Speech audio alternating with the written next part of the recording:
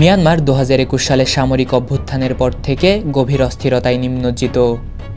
নির্বাচিত সরকারকে উৎখাত করার মাধ্যমে শুরু হওয়া এই অভ্যুত্থান দেশটিতে ব্যাপক বিক্ষোভের জন্ম দেয়।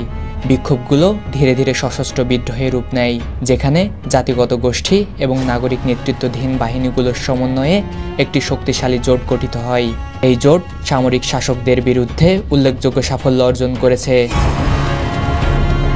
বিদ্রোহী জোটগুলোর মধ্যে একটি গুরুত্বপূর্ণ গোষ্ঠী হল আরাকান আর্মি, যা মিয়ানমারের পশ্চিমাঞ্চলীয় রাখাইন রাজ্যে সক্রিয়।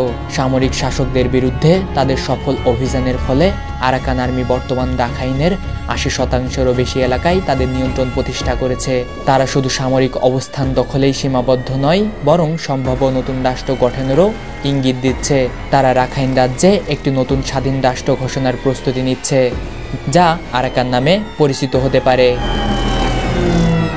এ ধরনের একটি পদক্ষেপ বাংলাদেশের জন্য একটি গুরুত্বপূর্ণ পরিবর্তনের সূচনা করতে পারে। মিয়ানমারের পশ্চিমাঞ্চল রাখাইন রাজ্য বাংলাদেশের কক্সবাজার সীমান্তের ঠিক ওপরে অবস্থিত। আরাকান আর্মির এই সম্ভাব্য নতুন রাষ্ট্র গঠন সফল হলে বাংলাদেশের সঙ্গে তাদের সরাসরি প্রতিবেশী সম্পর্ক স্থাপিত হবে।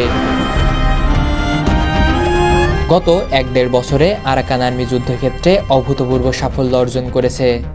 তারা বহু সামরিক ঘাঁটি ও শহর দখল করে পশ্চিম মিয়ানমারের সামরিক সদর দপ্তরও দখল করেছে।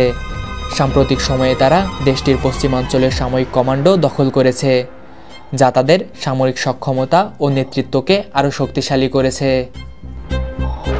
কিছু প্রতিবেদন অনুযায়ী আরাকান আর্মি বাংলাদেশের সঙ্গে সম্পর্ক স্থাপনের চেষ্টা করছে, যদিও বাংলাদেশ সরকার স্পষ্টভাবে জানিয়েছে যে তারা রাষ্ট্র বহির্ভূত গোষ্ঠীগুলোর সঙ্গে আনুষ্ঠানিক সম্পর্ক স্থাপন করবে না।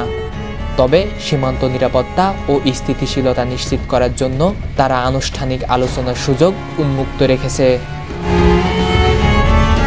এ পরিস্থিতিতে আরাকান আর্মির অগ্রগতি এবং সম্ভাব্য নতুন রাষ্ট্র গঠনের প্রচেষ্টা দক্ষিণ এশিয়ার ভূরাজনৈতিক মানচিত্রে বড় ধরনের প্রভাব ফেলতে পারে। বাংলাদেশের জন্য একটি নতুন ধরনের কূটনৈতিক এবং নিরাপত্তা চ্যালেঞ্জের সূত্রপাত হতে পারে। ফরিদুল ইসলাম ইমন, বিজনেস বাংলাদেশ, ঢাকা।